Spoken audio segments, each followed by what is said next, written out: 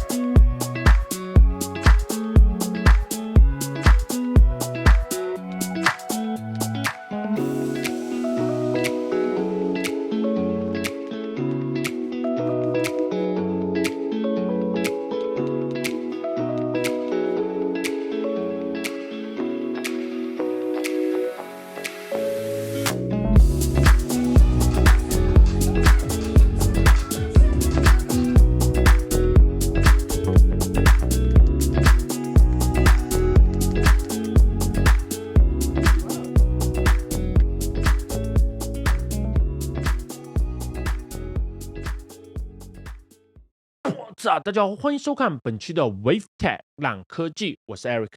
我们通常所说的一键电影模式和一键游戏模式，通常都是拿一个无线开关摁一下进入特定的模式，来控制特定设备的开和关。其实呢，还是很不符合大家的使用习惯的。你说看个电视不拿遥控器怎么换台呢？ Xbox 要是没有手柄又怎么操作呢？其实最符合我们使用习惯的还是要看电视了，拿起电视机的遥控器，对应的电视机音响、灯光、机顶盒都可以自动打开了。要玩 Xbox 了，拿起 Xbox 手柄，电视机又可以自动切换到 Xbox 下。要使用这些功能，我们就要用到一个协议 HDMI CEC。HDMI CEC 作为 HDMI 消费电子控制协议，就是帮助 HDMI 所连接的两台设备相互唤醒、相互控制。当然，不同的品牌名称可能叫的不一样，例如 Sony 的电视机叫 Bravia Sync，LG 的叫 Simplink，Samsung 的叫 AnyNet Plus， 当然都是换汤不换药，本质上还是 HDMI CEC 协议。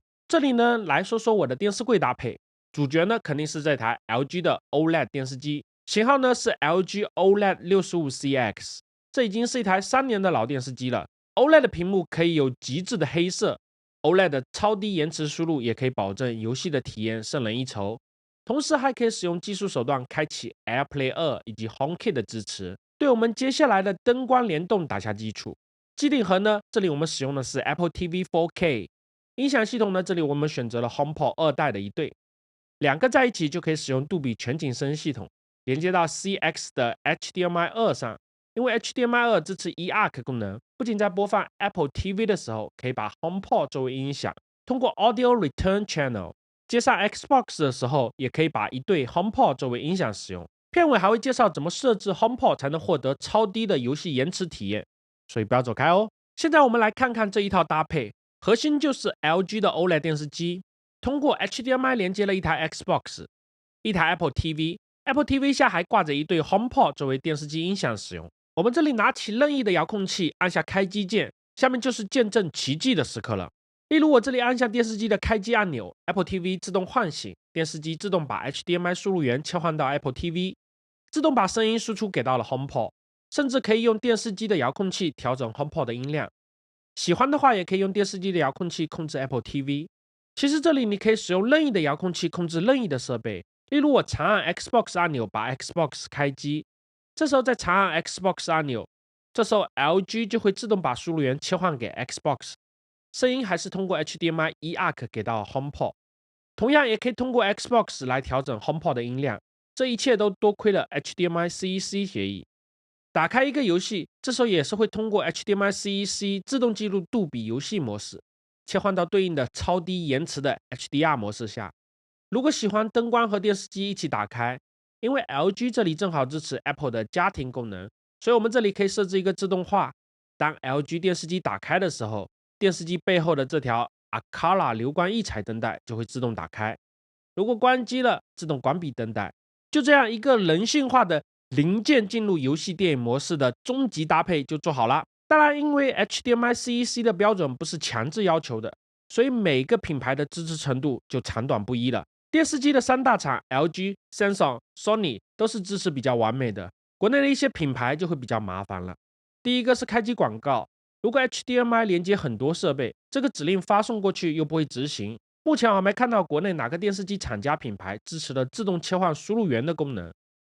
就是长按 Xbox 按钮的时候自动进入 Xbox 的画面，而长按 Apple TV 的按钮的时候又自动切到 Apple TV 的画面，导致就算电视机开机了，音响开机了，但是画面还是电视机的系统内容，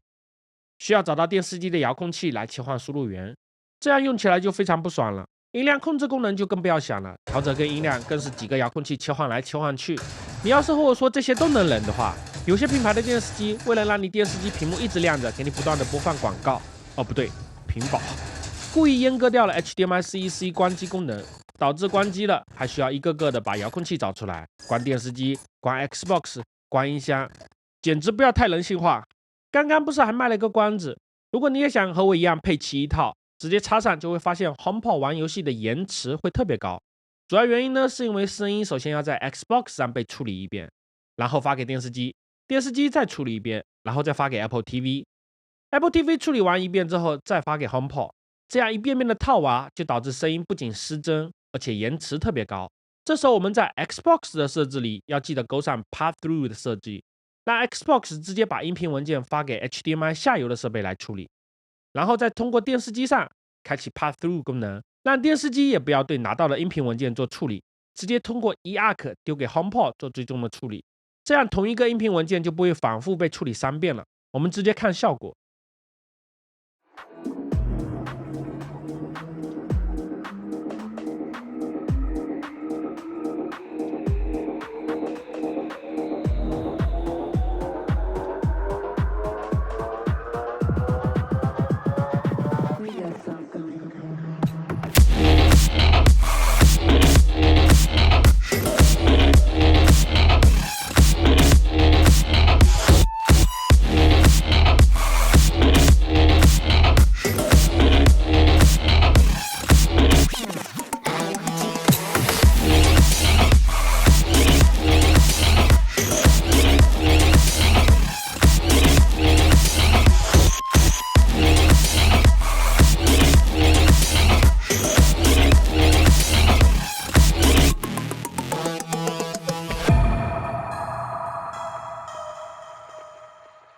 不过目前在用的系统